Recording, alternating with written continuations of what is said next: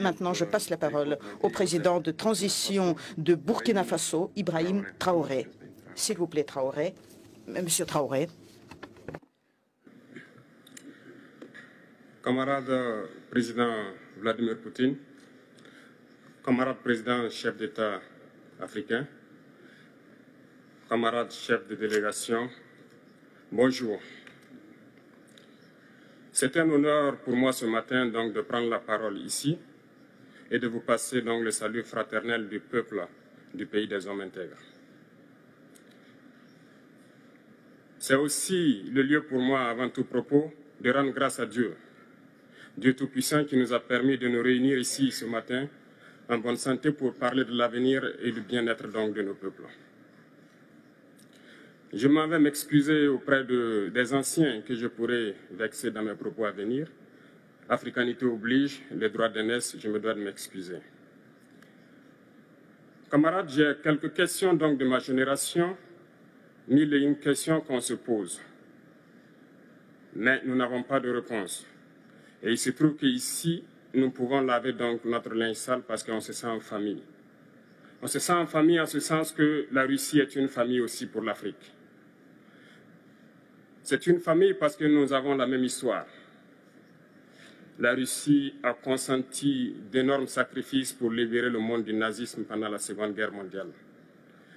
Les peuples africains, nos grands-pères, ont été déportés de force aussi pour aider l'Europe à se débarrasser du nazisme. Nous partageons la même histoire en ce sens que nous sommes les peuples oubliés du monde, qu'ils soient dans les livres d'histoire, dans les documentaires ou films, on tend donc à balayer le rôle prépondérant qu'a joué la Russie et de l'Afrique dans cette lutte contre le nazisme. Nous sommes ensemble parce que, actuellement, nous sommes là pour parler de l'avenir de nos peuples, de ce qui va advenir demain, de ce monde libre auquel nous aspirons, de ce monde sans ingérence dans nos affaires internes. Nous avons les mêmes perspectives et je souhaite que ce sommet soit l'occasion donc de pouvoir tisser de très bonnes relations en vue d'un meilleur avenir de nos peuples.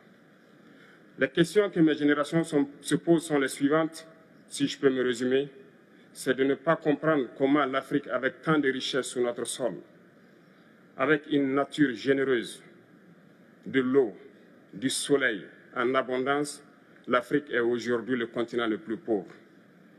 L'Afrique est un continent affamé.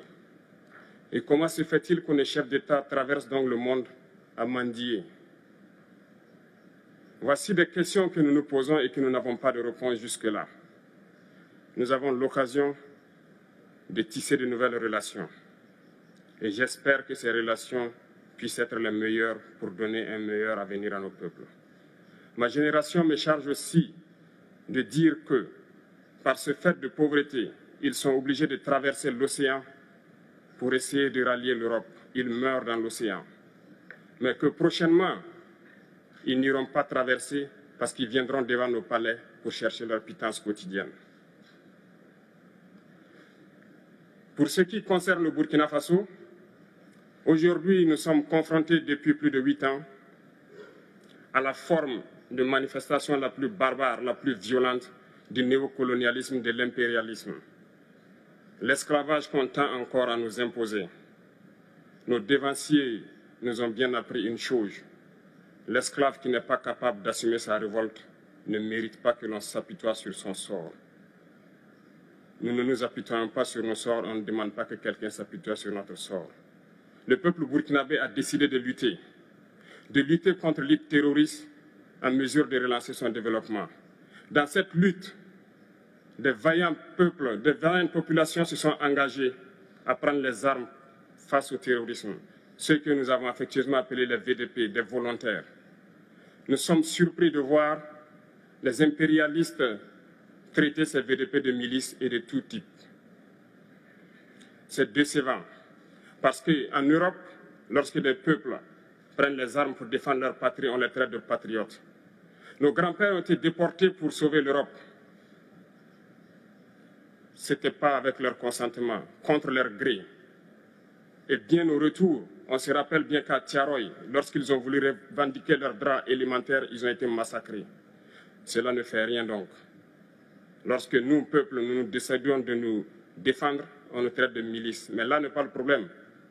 Ce qui est le problème, c'est de voir des chefs d'État africains qui n'apportent rien à ces peuples qui se battent, mais qui chantent la même chose que les impérialistes en nous traitant de milices, en nous traitant donc d'hommes qui ne respectent pas les droits de l'homme. De quels droits de l'homme parle-t-on? Nous nous offusquons contre cela et c'est honteux. Il faut que nous, chefs d'État africains, nous arrêtons de nous comporter donc en marionnettes qui dansent à chaque fois que les impérialistes tirent sur les ficelles.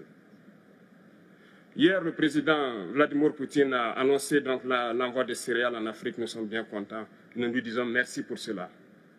Mais aussi, c'est un message passé à nous, chefs d'État africains, parce qu'au prochain forum, nous ne devrons pas venir ici sans avoir assuré, pour ceux qui ne connaissent pas la guerre, l'autosuffisance alimentaire de nos peuples. Nous devons prendre l'expérience de ceux qui ont pu déjà atteindre cela en Afrique, tisser de bonnes relations ici et tisser de meilleures relations avec la Fédération de Russie pour pouvoir assouvir les besoins de nos populations. Je ne serai pas peut-être long, le temps imparti est très court. Nous sommes obligés de nous arrêter à un moment donné. Mais je voudrais terminer en disant que nous devons donc rendre hommage à nos peuples qui se battent. Gloire à nos peuples, dignité à nos peuples, victoire à nos peuples. La patrie ou la mort, nous vaincrons. Merci, camarades.